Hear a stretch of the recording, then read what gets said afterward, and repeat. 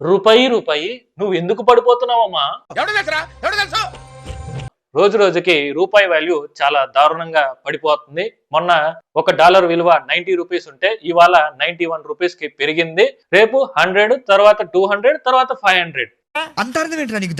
ఇలా రోజు రోజుకి రూపాయి వాల్యూ తగ్గిపోవటానికి కారణం ఒకటి, అమెరికాలో ఫెడరల్ రిజర్వ్స్ వడ్డీ రేట్లు పెరగడం వల్ల ఇన్వెస్టర్స్ అందరూ డాలర్స్ వైపు పరుగులు తీస్తున్నారు. 2, ఇండియన్ స్టాక్ మార్కెట్ లో ఫారిన్ ఇన్వెస్టర్స్ అందరూ షేర్స్ ని అమ్మేసి ఆ డబ్బుని డాలర్స్ రూపంలో మార్చుకోవడం వల్ల రూపీ వాల్యూ తగ్గిపోతుంది.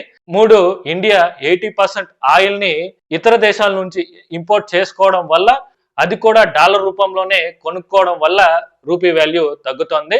4, ఇండియా ఎక్స్పోర్ట్స్ కంటే ఇంపోర్ట్స్ ఎక్కువ చేసుకోవడం వల్ల డాలర్ వాల్యూ పెరిగి రూపీ వాల్యూ తగ్గిపోతుంది. అయితే దీని వల్ల ఇప్పుడు పెట్రోల్, డీజిల్, మొబైల్, ఎలక్ట్రానిక్స్ వంటి రేట్లు పెరిగే ఛాన్స్ అయితే ఉంది. కానీ ఎవరైతే ఇండియా నుంచి ఇతర దేశాలకి ఎక్స్పోర్ట్ చేస్తుంటారో వాళ్ళు సేఫ్ అన్నమాట, యూట్యూబర్స్ కూడా. అయితే ఇది ఇలాగే ఉంటుందా? ఒకసారి ఈ గ్రాఫ్ చూస్తే నెహ్రూ టైంకి రూపీ వాల్యూ 3 రూపీస్ ఉండేది. తర్వాత ఇందిరాగాంధీ టైంకి 6 రూపీస్. ఆ తర్వాత నుంచి రూపీ వాల్యూ తగ్గుతూనే వస్తుంది కానీ ఎక్కడ పెరిగింది లేదు.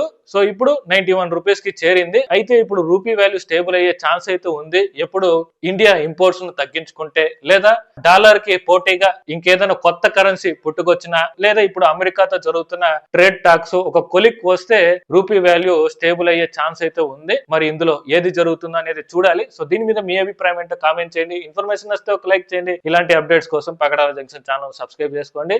చూడు బాబు, జీవితంలో